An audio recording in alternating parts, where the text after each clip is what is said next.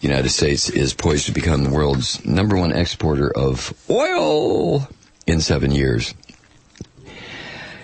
And the implications that are inherent in that prediction, in that reality. It's not a prediction, it's a reality. Anyway, going back to what Tom at Tom Dispatch writes, he says, with new studies and more data, it seems, come ever more frightening projections of just how much the temperature of this planet is going to rise by 2100. 2100? Well, son of a bitch. That's 87 years from now. I don't care about that. Anyway, as Michael Clare, Tom writes, as Michael Clare, Tom Dispatch regular and author of the invaluable The Race for What's Left, points out, the IEA, International Energy Agency's latest study suggests a possible temperature rise by century's end of 3.6 degrees Celsius. Now, that should startle the imagination, involving, as it would, the transformation of this planet into something unrecognizably different from the one we all grew up on. But of course, you won't be here 87 years from now. Neither will I. Neither, probably, will your grandchildren. So why worry about it, right? Of course, there is that interim period. I mean, we don't just all of a sudden live here on planet Earth the way we're living today, dealing with the heat waves and the droughts and so on and so forth, and then all of a sudden in the year 2100, when you and I are long gone, click, like changing a channel, global temperature pops up to 3.6 degrees Celsius higher than it is today. No, that's not how it works. It's a gradual process. You know, there have been startlingly fast extinctions in the history of this planet. But this one's kind of slow, and it's already what do they call it? The fourth, the fifth, the third great extinction. We're already in it. We're already in it. But it's like the frog that gets put into a vat of cold water, and the temperature slowly raised until the frog boils to death. The frog never knows what's happening. Oh man, I'm just swimming around here in the water. We're already in the extinction period.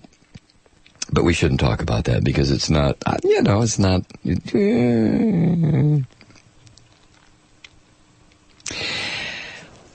Tom, at this Tom Dispatch, goes on and says, keep in mind that it's by no means the top estimate for temperature disaster, 3.6 degrees Celsius increase by the end of this century. That's not the top prediction.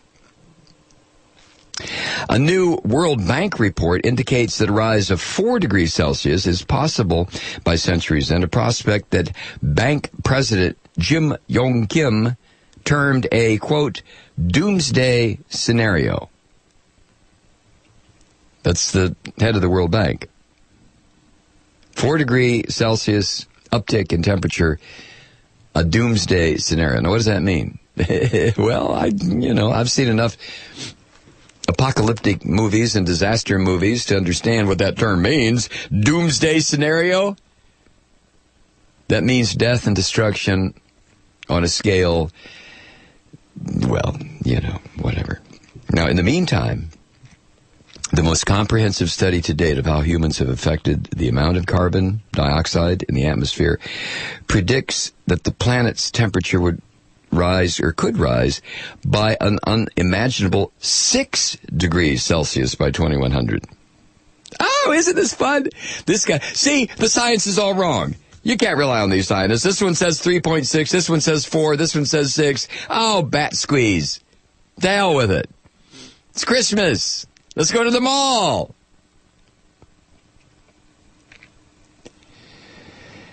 And as Tom writes, these days, it increasingly looks like we've entered the lottery from hell when it comes to Earth's ultimate temperature, especially now that a recent report from the United Nations Environmental Program suggests carbon in the atmosphere has increased by 20% since 2000.